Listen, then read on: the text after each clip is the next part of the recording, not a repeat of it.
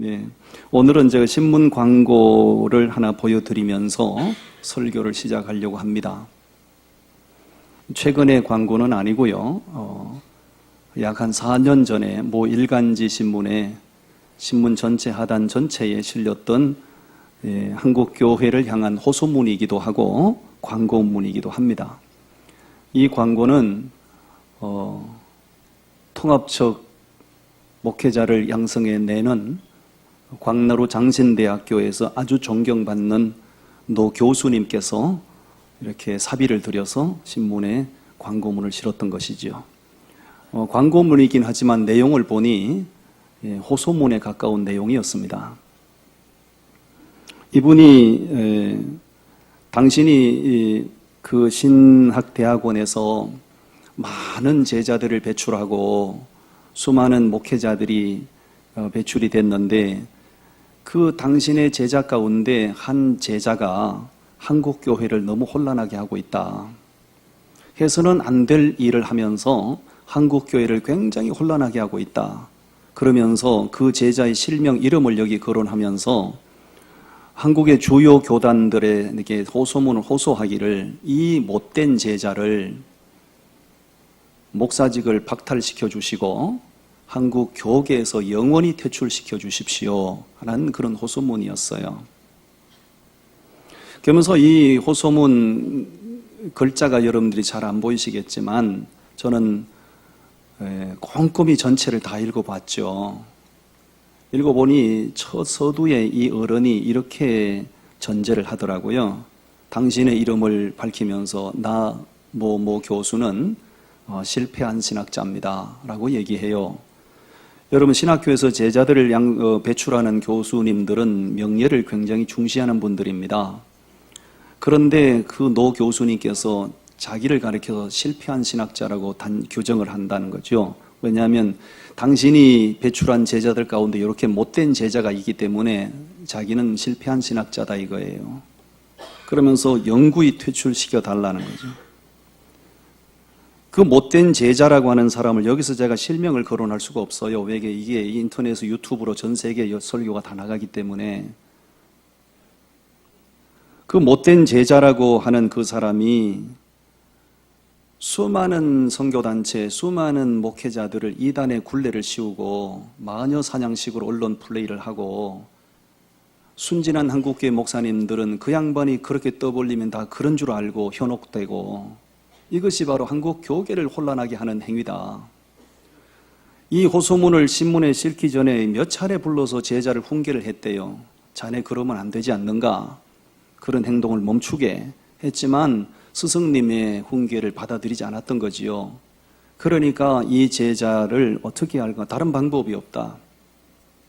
일간지 신문에 호소문을 실어서 교계에서 활동을 못하게 만들어야 되겠다. 이 어른이 노 교수님이 이런 극단적인 선택을 하기까지 얼마나 가슴앓이를 했을까 하는 생각을 저는 해보게 됐어요. 오늘 아침에 제가 왜 이런 얘기를 서두에 언급을 하는가 하면 한국교회는 지금 총체적인 위기에 봉착해 있습니다. 한국교회 생태계 자체가 지금 흔들리고 있어요. 한국 기독교를 대표할 만한 서울의 그 대형 교회들이 지금 뿌리째 다 흔들리고 있어요. 여의도 순복음교회 그렇죠. 사랑의 교회 그렇죠. 명성교회 그렇죠. 연서중앙교회 그렇죠. 지금 난리. 그 교회들 앞에서 다 지금 시위를 벌이고 누가 시위를 벌입니까? 그 교인들이 시위를 벌이는 거예요. 교회가 이러면 안 된다는 거예요. 한국교회 생태계가 지금 흔들리고 있어요. 저는 이렇게 한국교회가 총체적인 위기를 맞이하고 있는 이런 참 안타까운 상황을 보면서 저도 한국교회 목회자 중에 한 사람이잖아요. 제 안에 얼마나 거룩한 부담감이 생기는지 모르겠어요. 세상 사람들이 오늘 우리 교회도 그렇게 묶음으로 그런 교회로 바라보진 않을까 하는 생각을 할 때 이 교회를 담임하고 있는 제 마음속에 부담감이 이루 말할 수가 없어요. 그러면서 동시에 제 안에 거룩한 열정이 일어납니다. 그럴수록 교회는 더 거룩성을 회복해야 된다. 교회 생태계가 흔들리고 있는 이 위태로운 시대에, 안타까운 시대에 우리 교회는 정말 건강한 교회로 바로 서야 된다. 이런 그 책임감이 내 안에 일어나게 됩니다. 오늘 제가 이 아침에 이 버가목 교회에 대해서 말씀을 준비를 해서요, 2000년 전에 존재했던 그 버가목 교회, 이 버가목 교회를 보면서 우리 교회가 바로 이런 모습을 가져야 되고 이런 모습은 배제해야 되겠구나 하는 생각을 제가 하게 됐거든요. 세 가지 제가 정리한 말씀을 나눌 텐데 여러분 모두가 다 공감이 되시고 은혜가 되시면 참 좋겠어요. 첫 번째, 이 버가목 교회가 어떤 교회였는지 보십시다. 12절과 13절 말씀을 우리 같이 읽어보십시다. 12절 13절 시작. 버가목 교회의 사자에게 편지하라. 좌우에 날선 검을 가지시니가 이러시되 네가 어디에 사는지를 내가 아노니 거기는 사탄의 권좌가 있는 데라. 네가 내 이름을 굳게 잡아서 내 충성된 정인 안디바가 너희 가운데 곧 사탄이 사는 곳에서 죽임을 당할 때에도 나를 믿는 믿음을 저버리지 아니하였도다. 아멘. 예수님께서 이 버가목 교회를 먼저 칭찬을 하시는데 무엇라고 칭찬을 하시는 거 아니?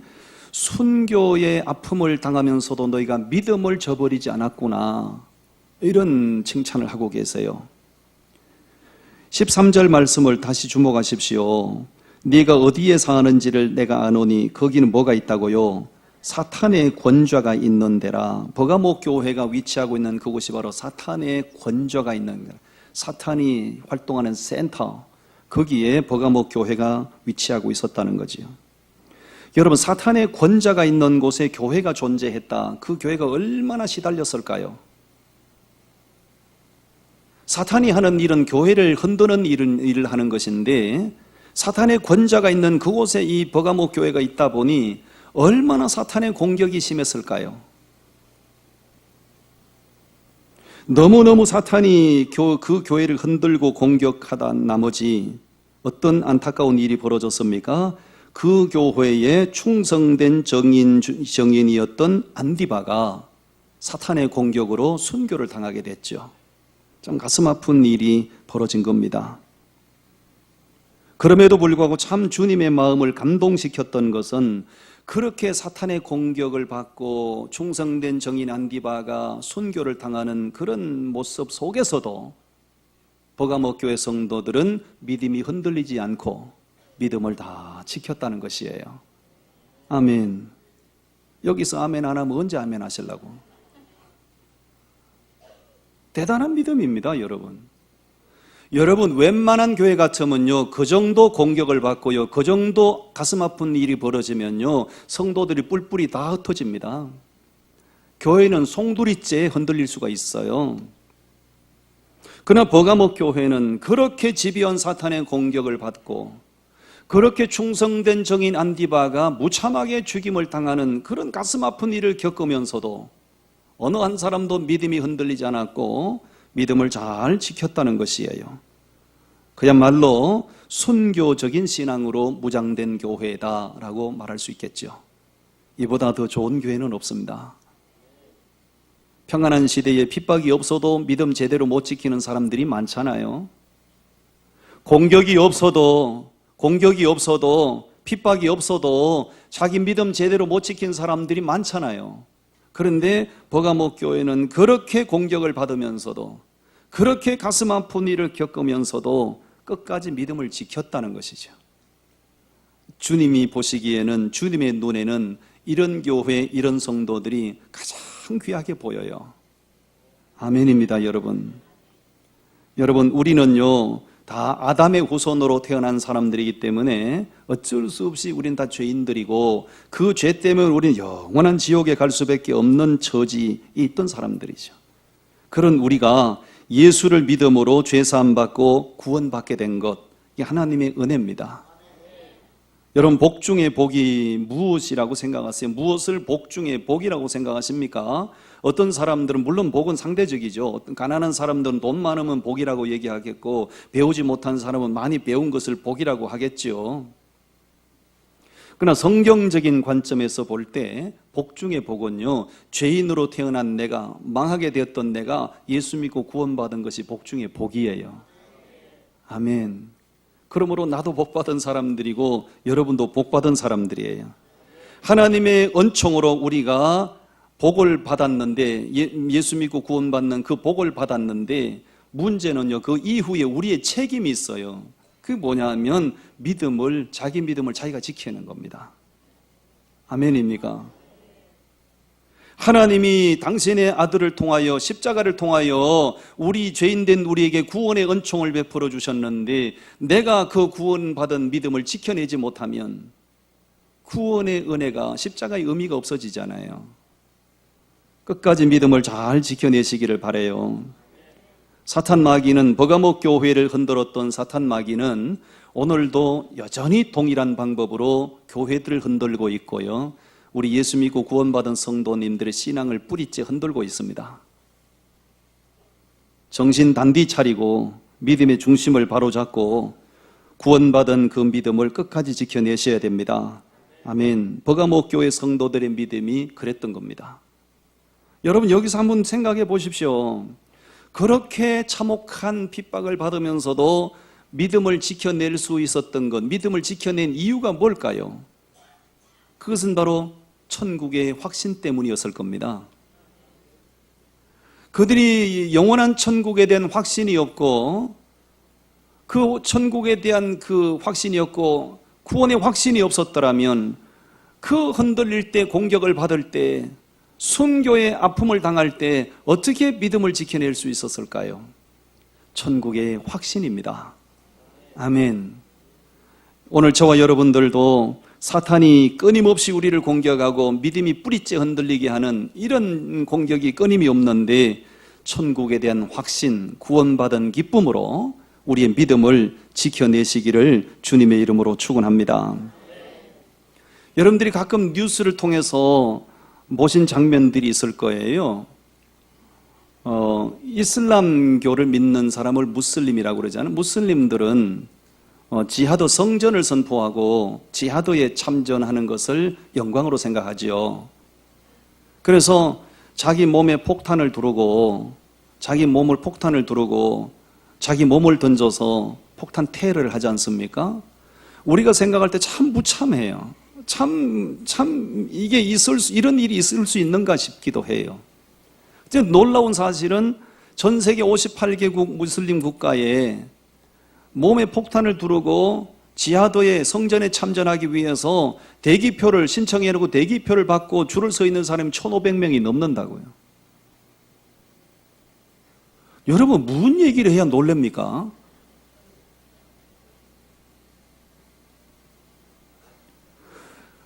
그러면 우리가 도대체 이게 이해가 안 되는 거예요. 또 그 연령층을 보면 10대 후반, 20대 중반에 다 젊은 청춘들이에요. 그 무슬림들이 왜 그 젊은 청춘들이 그렇게 자기 몸에 폭탄을 두르고 몸을 던져서 그렇게 테러를 하는가? 천국에 대한 이상한 논리가 있어서 그래요. 무슬림들이 믿는 천국, 무슬림들이 소망하는 천국은 어떤 것인가? 이슬람교에서는 천국을 어떻게 가르치는가?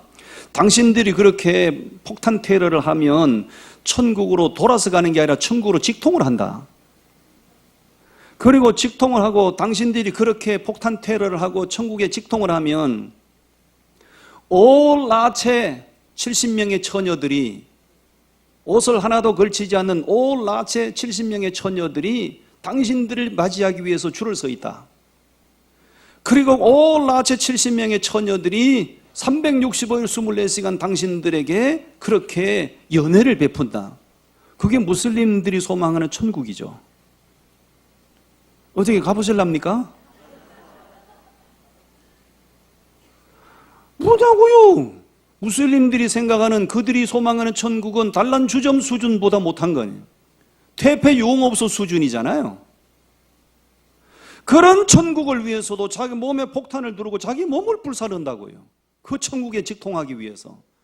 아니, 술이 이 세상에 없어가 거기 가서도 술 퍼먹으려고. 여러분, 우리가 소망하는 천국은 그런 유치하고 그렇게 지저분하고 더러운 천국이 아니지 않습니까? 성경이 말씀하는 천국은 그런 천국이 아니에요. 우리가 기대하고 소망하는 천국은 그런 유치찬란한 그런 더러운 천국이 아니에요. 주님과 함께 영생의 복락을 누리는 곳, 생명수 강이 흐르고 생명수 강가를 거니면서 매달 새로 맺는 생명 열매를 따먹고. 아멘. 아무도 안 하시네. 여러분, 성경이 그런 천국이라고 말씀하잖아요. 아픔이 없고 고통이 없고 환난이 없고 질병이 없고 눈물이 없고 슬픔이 없고 한숨이 없고 탄식이 없는 곳. 네. 천국 가면 다 이쁘대요. 왜? 신령한 몸으로 변하니까. 옆 사람 격리 위로 받으세요. 위로 받으세요. 천국 가면 다 이쁘고 다 멋있어요. 이 세상에는 사람들을 인물 보고 외모 보고 평가하고 판단하기도 하지 않습니까? 잘생겼다 못생겼다 작다 뭐 크다 뚱뚱하다 홀쭉하다 뭐 외모 보고 사람들을 판단하고 그런단 말이에요. 천국은 그런 거 없다고요. 다 신령한 몸으로 영광스러운 몸으로 주와 더불어 영생의 복락을 누리는 것. 이 세상에는 아파서 신음하는 사람이 얼마나 많아요. 고혈압, 당뇨병에다가 위장병에다가 간장병에다가 뭐 별의별 병들이 다 많아요.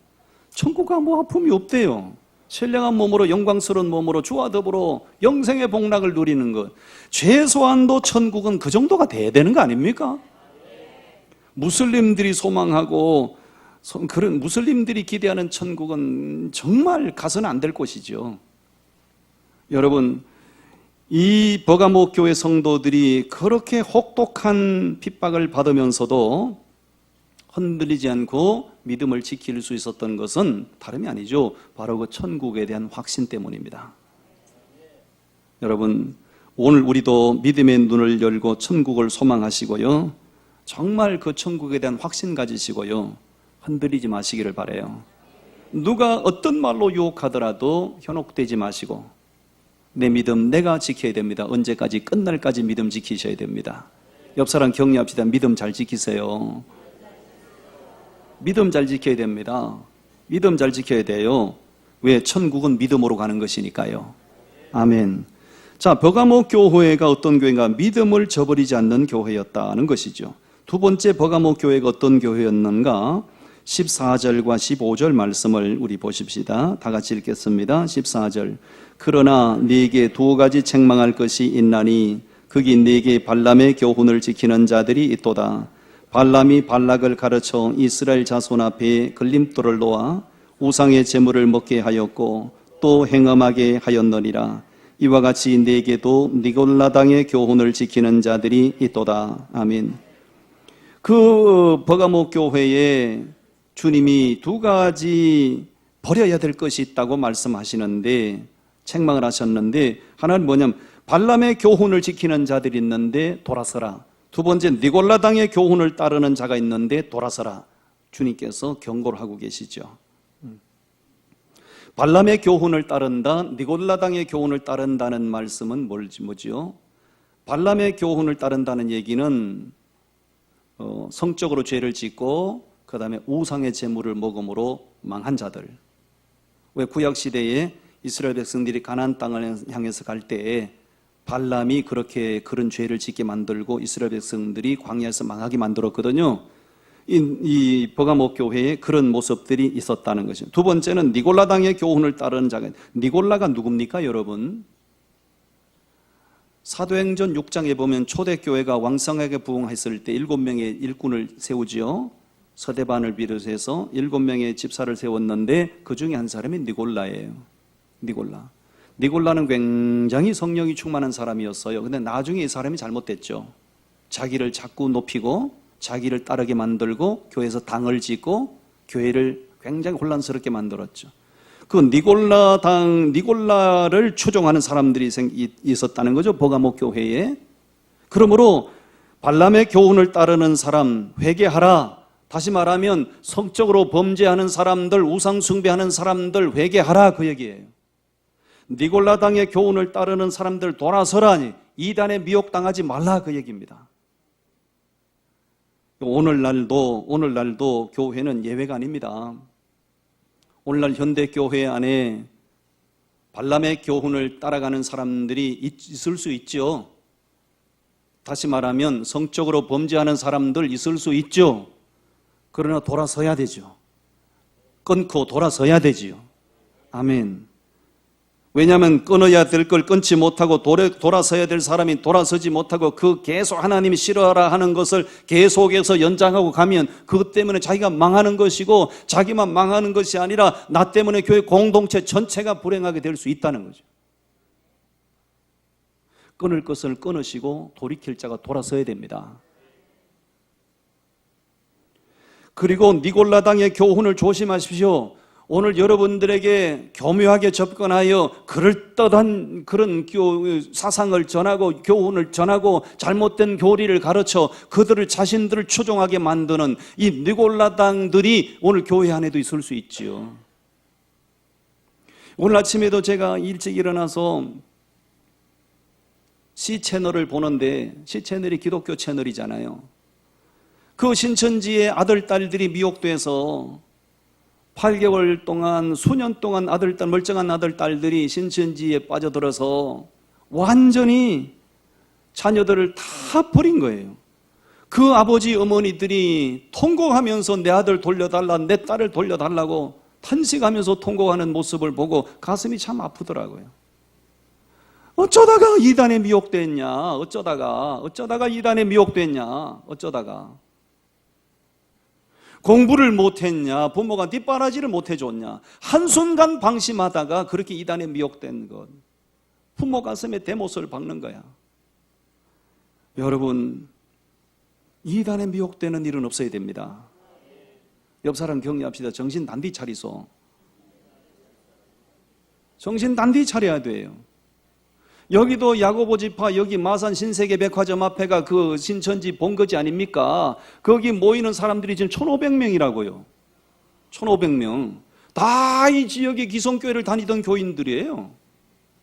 한순간 방심하다가, 한순간 분별력욕, 한순간 교회에 대해서 마음이 불편해졌는데 그때 신천지가 치고 들어와. 그렇게 다 교회 다니는 사람들이 거기 빠져가지고 지금 영혼이 넉탈을 당하고 있는 거예요. 여러분, 발람의 교훈을 따르는 사람들, 지금까지 그 교훈을 따르고 우상 숭배하고 성적으로 죄짓고 그랬을지라도 이제는 돌아서야 됩니다. 더 이상 연장하지 마십시오.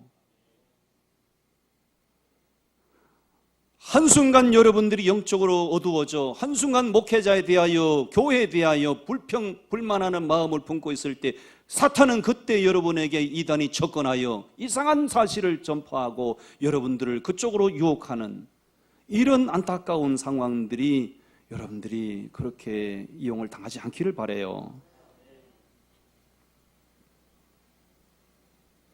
오늘날 세상은 정말 선과 악의 구분이 제대로 안 되는 시대를 우리는 살고 있는 것 같아요.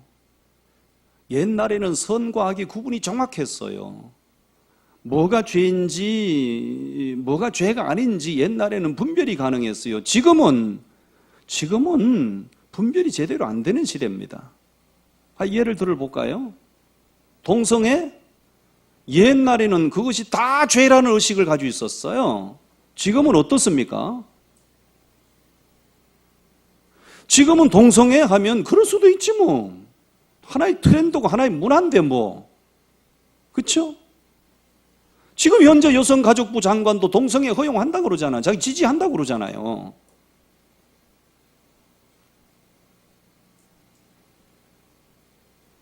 그러면 나는 그분들에게 묻고 싶어요. 당신 딸이 당신 딸 같은, 이런 얘기하면 여성가족부 장관이 뭐라 하려나? 당신이 그렇게 동성애를 지지하면 당신 딸이 시집 간다고 해서 허용했더니 당신 딸 같은 처녀를 남편으로 사윗감으로 데리고 오면 어떡하랍니까? 그건 또 싫어하겠죠.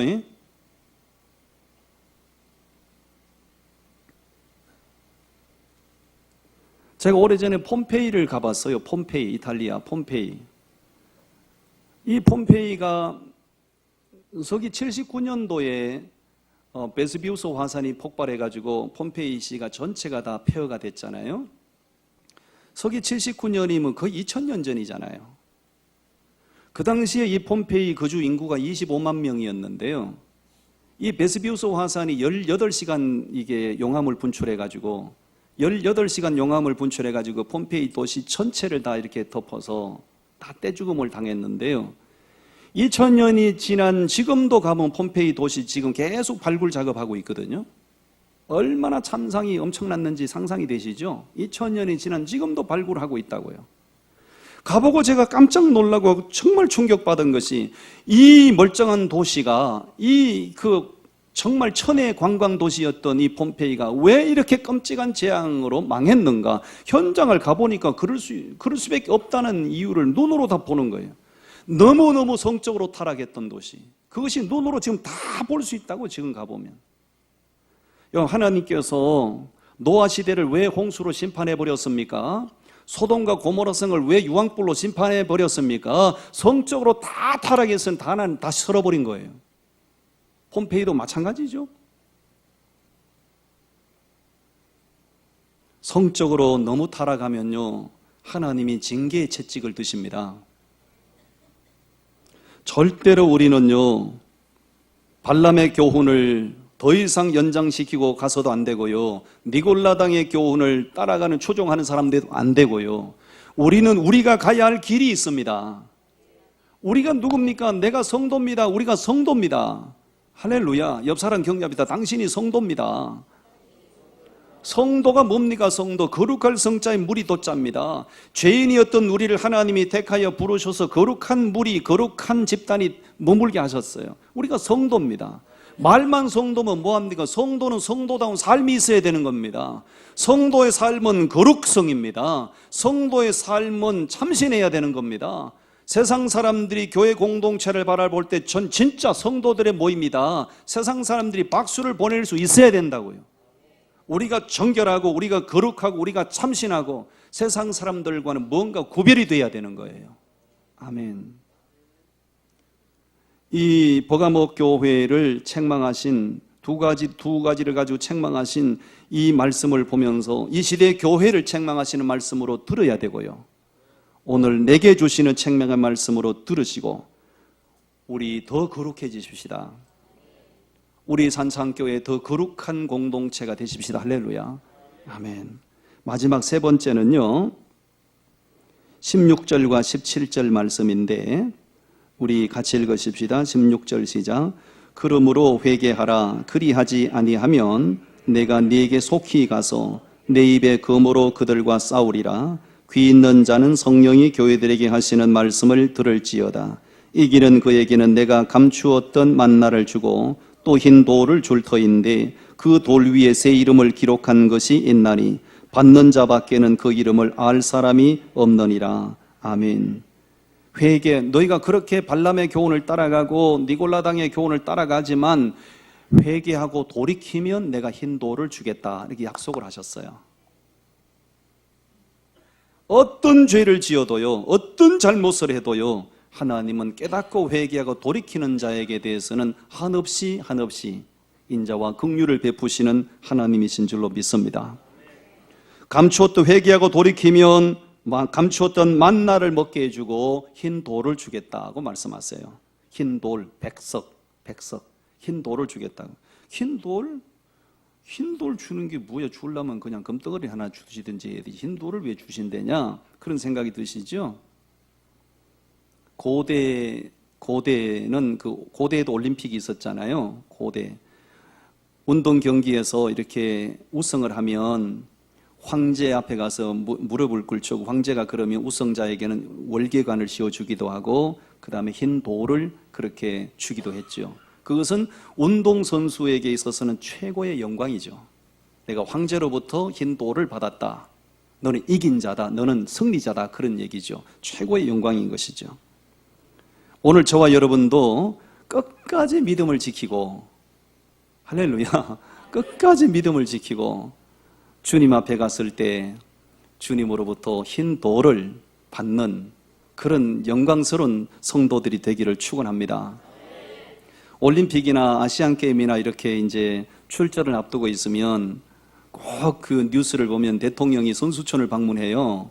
선수촌 방문해서 격려하고, 그리고 이제 사기가 충만해가지고 경기 나가서 우승을 하면 이제 금메달도 따고 은메달도 따고 귀국을 하잖아요. 그럼 이제 청와대 초청을 받아서 대통령과 함께 식사를 하고 그 영광을 누리죠. 요즘 저 베트남의 박항서 씨가 참 보면 아주 베트남의 영웅이에요. 여러분 베트남 혹시 여행 가거들랑 꼭 박항서 이름을 대세요. 그럼 박항서하고 어떻게 되냐 그러면 사촌 오빠다 뭐 이렇게 하시든지 뭐 외삼촌이다 그러든지, 박항서가 나하고 동갑이거든요. 그래서 왜냐하면 제가 옛날에 필리핀을 좀 많이 다녔어요. 선교를 위해서. 가보니까 이 필리핀 사람들이 뭘 많이 모아야 이 복음을 전할 거 아닙니까? 그래서 가서 보니까 필리핀 사람들이 농구를 그렇게 좋아하더라고요. 농구를. 필리핀은 국기가 농구예요. 농구하면 필리핀 사람들 애부터 어른까지 깜빡 넘어갑니다. 그래가지고 순간 내게 번쩍이는 아이디어를 주시는데, 옛날에 여러분 우리나라 농구 영웅 신동파 씨가 있었어요. 신동파 씨라고 아십니까? 아 진짜 세대 차이 느끼네. 우리 기성세대는 다 합니다. 신동파 하면 농구의 귀신이라고 그랬어요. 그러니까 농구를 좋아하는 필리핀 사람들이 신동파는 다 아는 거예요. 그걸 내가 착안해가지고 가는 데마다 너 신동파 아냐? 그랬어요.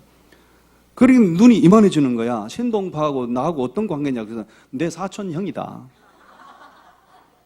가는 데마다 신동파를 팔아먹었어요. 당신 신동파 알아요? 그랬더니 신동파하고 당신하고 어떻게 되냐? 예, 신동파 사돈이다. 어떤 데 가서 사촌이다 그러고 어떤 데가 육촌이다 그러고 자기들 알 게 뭡니까? 그래가지고 뭐 신동파를 팔아먹으니까 순식간에 수백 명이 모이는 거예요. 그래서 집회를 하고 복음 전하고 그런 경험이 있거든요. 여러분들이 이제 베트남을 가거들랑 지금은 신동파 팔아가지고는 안 되고 박항서를 팔아야 됩니다. 박항서 알아요? 그러면 눈이 이만해진다고요. 왜? 박항서가 지금 베트남의 영웅이니까. 그럼 박항서가 어떻게 됐냐? 사촌 오빠다. 자기들이 어차피 호적조사 할 겁니까? 어떻게 할 겁니까? 그렇다면 그런 줄 알지. 이 박항서 씨가 그러잖아요. 사실 국가대표를 했지만 늘 벤치 신세, 후보 선수, 그리고 또 지도자가 돼가지고도 그렇게 뭐 두각을 드러내지 못했죠. 나이가 저랑 동갑이다 보니 이제 일선에서 은퇴해야 됐잖아요.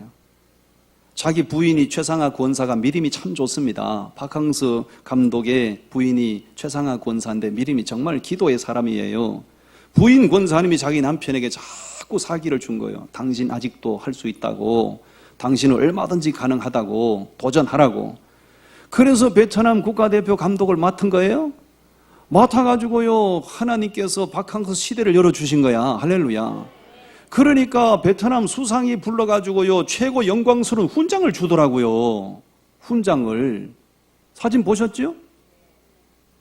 그리고 우승 트로피를 그 대통령 수상 관제에 불러가지고 완전히 그냥 영웅으로 받드는 거야. 이걸 보면서 야, 이게 내 모습이어야 되는데, 저 자리에 내가 있어야 되는데. 근데 뭐 나는 축구 감독하긴 틀렸잖아요. 내가 이 나이에 축구해가지고 뭐 다리나 부러지지 뭐 하겠어요. 나는 이 세상에서는 저런 대접받기는 걸렀다. 그러나 나는 포기하기는 이르다. 왜냐하면 아직도 내게는 한 번의 찬스가 남아있다. 그건 천국에서 주님 앞에서 한 번 내게 기회가 주어질 거다. 내게는 기대감이 있고 소망이 있어요. 할렐루야. 그래서 더 열심히 하려고 그래요. 열심히 죽기 살기로 목회하고 주님 마음에 쏙 드는 목회하다가 천국 가면 주님께서 영광스러운 힌도를 주시든지 뭔가 씌워주시든지 아니면 뭔가 주실 것 같아요. 할렐루야. 저 뒤에는 삐딱하게 쳐다보고 아멘도 안 하시는데 진짜. 그래서 나는 금년보다 내년에 더 열심히 하려고 그래요. 아멘. 우리 모두 다 최선을 다하고 버릴 것 버리고 정리할 것 정리하고 주님이 원하시는 그 모습으로 주님의 스타일로 목회하고 주님의 스타일로 신앙생활 하다가 주님 앞에 가서 다 흰 돌을 받자 이겁니다. 아멘. 우리 산창교회는 그저 그렇고 그런 교회가 되지 말고 두각을 드러내는 교회가 되고 지역에서 부러워하는 교회가 되고 주님께서 영광을 받으시는 교회가 돼야 된다고.